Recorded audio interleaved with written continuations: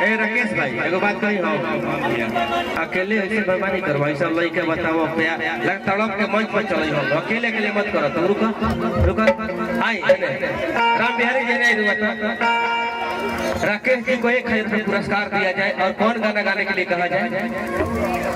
कि कोरा में सट के उलट के पलट के हथेले बड़ा दहिया तूर हो। ये कबे से कहा तो इठा धरा है कि जब हो जनती तो दूर नहीं फनती कहे खाती कोइल मजबूर हो। चलेगी क्या भैया? भैया भैया थोड़ी है क्या ससुर जी है कि राम बिहारी ज्यादा ही ना बोलो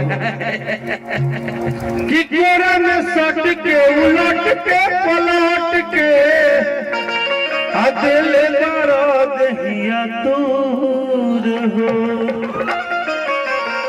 कि बिजली के तार में भतार छुरैला मन मन कैल मजबूर हो।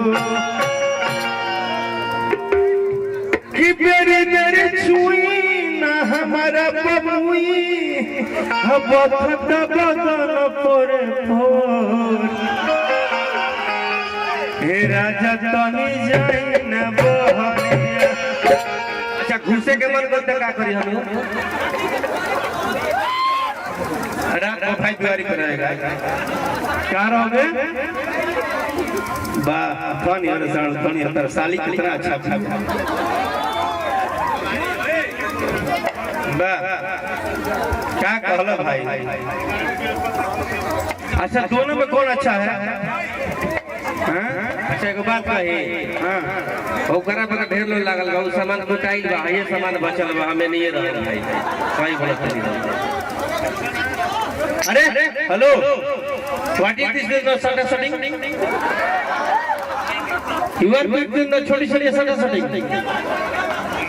नॉट नहीं भाई द सटिंग हां भाई द सटिंग ना एगो छोट भाई लागल बा त बड़ भाई का लेवे के चाहिए लागे द तनी मुनी लागे द। इसमें एक बात मालूम है तहर कम बउमर जनिचर तहर कम बउमर जनिचर तू धर है जवानी बबुआ।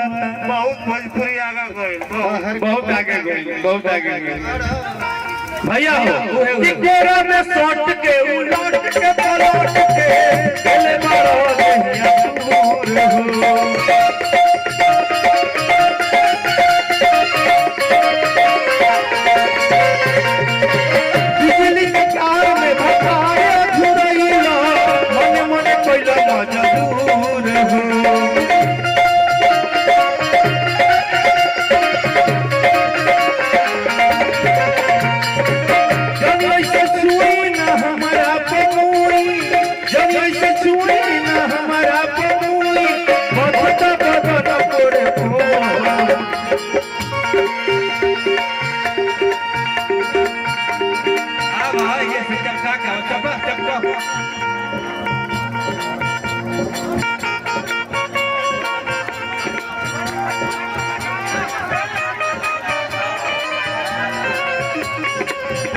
एक बार जम कहोगे का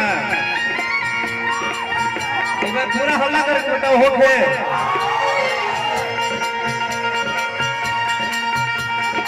भैया अब ये सब नहीं होगा, अब रिकॉर्डिंग डांस होगा।